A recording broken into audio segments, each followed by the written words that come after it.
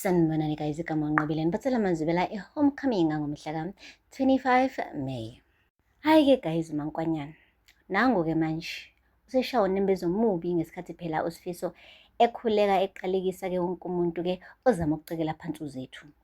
Utheme ekukhuleka umankwanyana eseyedwa ekamereni washo ukuthi, oh yazi ngiyazi kona ukuthi ngesikhathi kuthiwa kuzoba khona unkosikazi wesibili ekhaya ngimane nje ngaba nentukuthelo.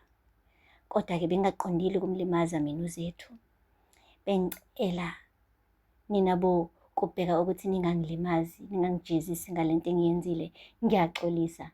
Ngizozama ukuthi-ke ngivule inhliziyo yami. Ngizozama, ngicela nje nenze isiqiniseko sokuthi niyamsindisa uZethu. Bengicela uZethu abe right. Yo guys, ugirl ekhala mi iy'nyembezi. Kuthe kusuka lapho-ke impela-ke lwaqala usuku lomshado, usuku olukhulu. Hhayi le kohlongwane bekuqotshwa guys, wena amakabishi, wena uphepha, yeyi yonke inhlobo yeveji. Uze wathi makaZethu lo mtsholane mawuqotshwe uphele, ngoba angifuni abantu laphaya bakugubheka befikele ekhaya kuthiwa basuthanga balambile. Hambile-ke guys ubaba kaZethu noma kaZethu baya ekamereni la uZethu kade egqokela khona. Hakamuhle kanje untombo, hhayi ububona kahle ukuthi umakoti impela uphelele. Uncomile-ke ubaba wakhe wathi, awu mntanami, ngampela usuyayenza lento. Wathi yebo baba, ngikulungele. Wathi ufike laphayana-ke usimele mntanami, usimele isibongo sakohlongwane. Wazi ukuthi njengoba uya laphaya uyomela thina. Hhayi uZethu wavuma nje ngelikhulu iqholo. Guys, bathe sebephumile-ke abazali-ke bakaZethu, kwangena uMaNgcobo. uMaNgcobo kuphethe indishi-ke enamanzi okugeza izandla zikaZethu. Ufike laphayana-ke wamgeza izandla uZethu washo ukuthi, eyi mngani, sengimoshile-ke la, sengenze lento ebengithe ngeke ngize ngiyenze, kwena ngakuthembisa ukuthi ngeke ngiyenze kodwa ngagcina sengiyenza. Wathi usuwenzeni-ke manje mngani? Uthi angithi wena uthe angingamconfront umankwanyana, ngiyile-ke mina ngamconfront. Wathi kodwa mngani uyenzelani leyo nto? Ayi bekumele phela, hawu iyacaca yonke lento ukuthi uyena lo ofakele into lapha edrinkini yakho. Wathi hayi ngeke kodwa mngani, asinaso isiqiniseko salokho, bengamelanga umtshele kodwa umankwanyana. Wathi mngani sengishilo-ke mina, sengishilo.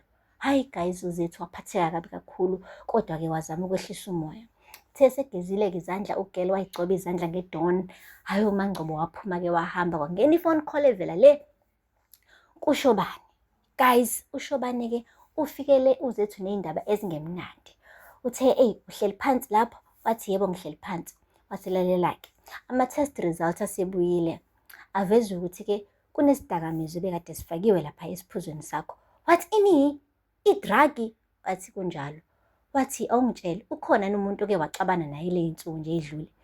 Wathi yebo ukhona, kodwa bengingazi ukuthi sesiyalwa. Wathi ya kunjalo-ke. Awu alidropha ucingo ugirl engasavalelisa ngisho ukuvalelisa kuShobane. Ugirl wathatha wabeka ngokomqondo. Namhlanje usuku lomshado guys, usuku olukhulu. Then uthole ukuthi lo makoti lo impela ayoshadela kuyena le ubezama ukumbulala. Engqondweni kaZethu guys nje ucabanga ukuthi ushevu lwaya bekade ebulawa straight. Hhayi ukuthi bekade nje ezodragwa ukuthi umshado yabo umphunyuke, cha yena wazi ukuthi nje bekade ebulawa. Guys, inkulu le ndaba. Akupheli-ke lapho. Kushuthi-ke abantu bale kokubheka bafikile-ke le kohlongwane becula indlela yonke, kuvunuliwe impela, bemanzi ite imvunulo guys. Hayi iy'ngoma bebekade zisinayidedelana guys. Hayi angiyiphathi-ke bandla. Amagagu akhona, hhayi impela bekade esina kusiphuka idindi. Akupheli-ke lapho.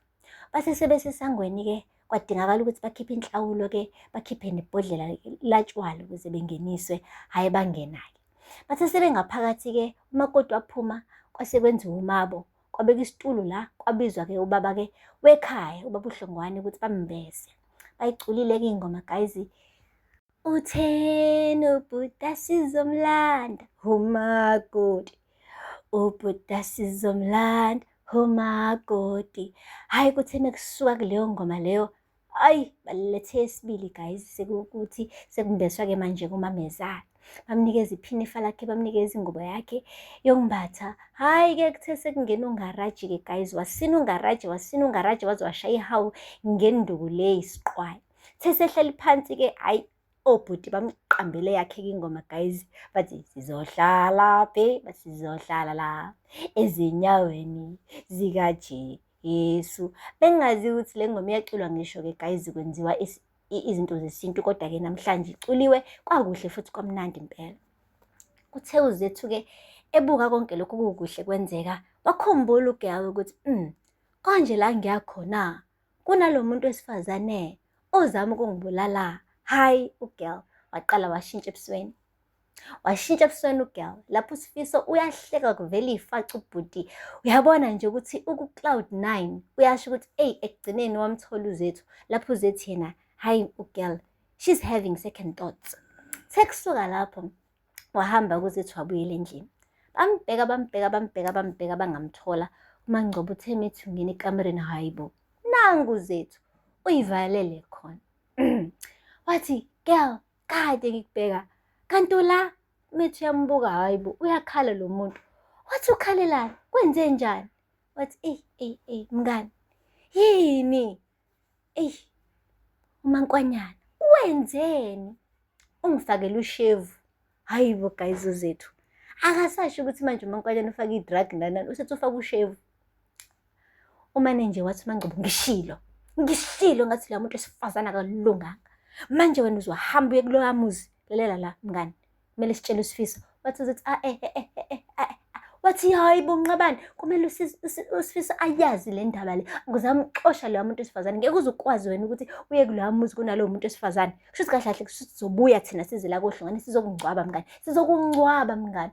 Wathi ungamtsheli kodwa uSifiso. Hayibo guys, wakhala uZethu, waduduza uMaNgcobo. Hayibo guys, kwabuhlungu bandla, kwadabukisa bakithi. Usuku lomshado phela umuntu akumelanga akhale inyembezi zentukuthelo noma inyembezi zokudabuka, kumele akhale inyembezi zenjabulo. uZethu guys ukhala inyembezi zomunyu obuhlungu. Guys, asazi-ke ukuthi iyozala nkomoni. Ngalana-ke naye-ke uMankwanyana useyayisola and ushilo wathi use-ready ukuvula inhliziyo amamukele ngokuphelela uZethu. Shuthi bekumele aqala amdlise ushevu kuqala manje ebona ukuthi kumele amamukele unkosikazi wesibili. Kodwa-ke uZethu I am sure so phinda amtrust-ke uMankwanyana, ngisho ngakukhala inyembezi zegazi ethi uyaxolisa. uZethu uzobona sengathi mengena lapha kokubheka uyobulawa. Guys, aphela lapho-ke amazibela namhlanje. Ningakhohlwa ukusubscribe, like and comment. Until next time, bye. Sanibonani guys, igama uNqobileni bathela amazibela homecoming ngomhla ka-25 May. Hayi-ke guys, uMankwanyana nangu-ke manje useshawa unembezo omubi ngesikhathi phela uSifiso ekhuleka eqalekisa-ke wonke umuntu-ke ozama ukucekela phansi uZethu. Utheme ekukhuleka uMankwanyana eseyedwa ekamereni washo ukuthi yazi ngiyazi kona ukuthi ngesikhathi kuthiwa kuzoba khona unkosikazi wesibili le ekhaya ngimane nje